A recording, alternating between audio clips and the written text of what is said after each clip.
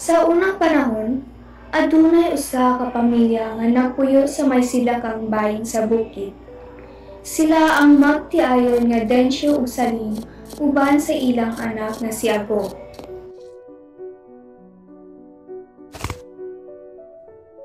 Ago, adto sa sapaw pagkuha og kahoy aron akong isuklod. Sige ma.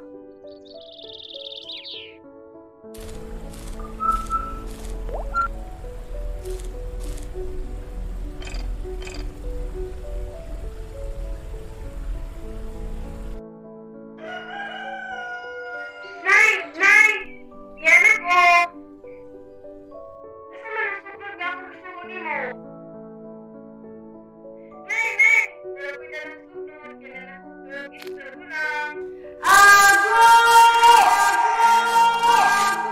Nilagay ang panahon, umidako si Ago.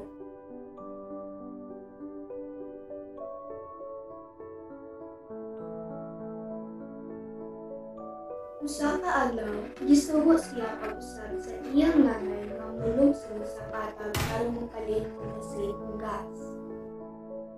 Hi, Nay! Nagkakapalit ko kasi ng gas. Sige ma. Pag-abot niya Ago sa suba, nakita niya ang duha ka bata nga naligo ug nalipay sa ginaw. Halika po! Oh! Ako, bantag! Gusto siya!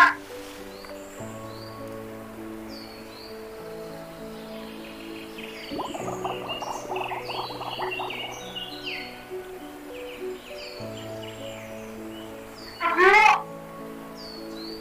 Miguel! Saan pa ba niya ako?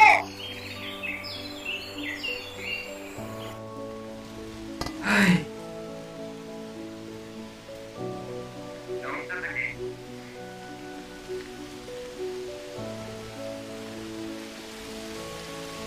Ay, wala ka.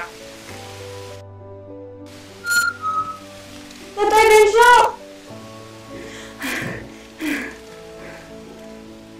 Si Ago, nalubos!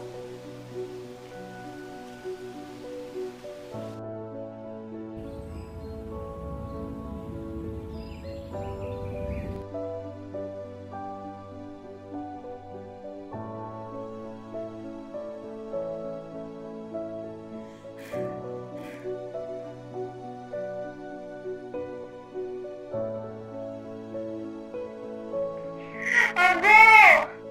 Dito ko manimimo.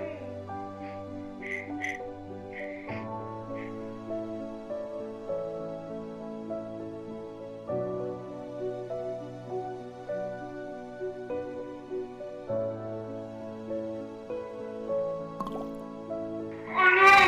Ago! dawato na ang katabo ni Ago.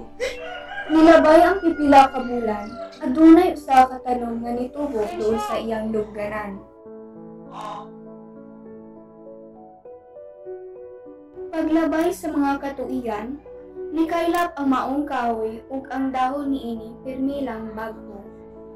Mao ang kahoy gihinganlan og bago. Hangtod niabot ang panahon nga gihinganlan ang maong dapit ug bago-bago.